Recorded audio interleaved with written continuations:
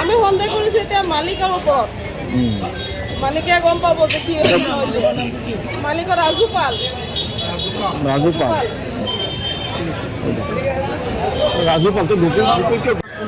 মোৰ ভাইটি হয় অভিজিত চাহ। এতিয়া ইয়াতে মাৰিছে, ইহঁতে চক্ৰান্ত হৈছে কিবা। সৰু ল'ৰা হয়, এইটোতো কিবা বদমাছৰ ল'ৰাও নহয়, এনেকুৱা বদমাছো নকৰে। অভিজিত চাহ বয়স 16 পৰা বা 17ত পৰিছে, এনেকুৱা হ'ব। এইটো বেকাৰীত কাম কৰিছে, ৰাজু পালৰ বেকাৰীত।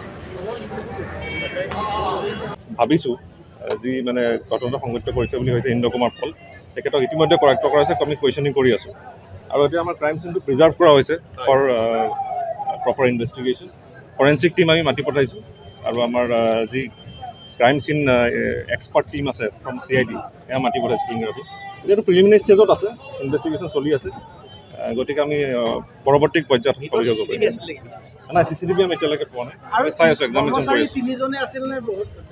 এতিয়া পৰ্যন্ত আমি 3জনে আছে বুলি গম পাইছোঁ। এজন ইন্দ্ৰমোহন পল যিজন আছে ছাছপেক্টেড একিউজ, তেওঁক কৰায়ত্ব কৰা হৈছে ইতিমধ্যে। এতিয়া কুৱেশ্যনিঙৰ কাৰণে লৈ যোৱা হৈছে।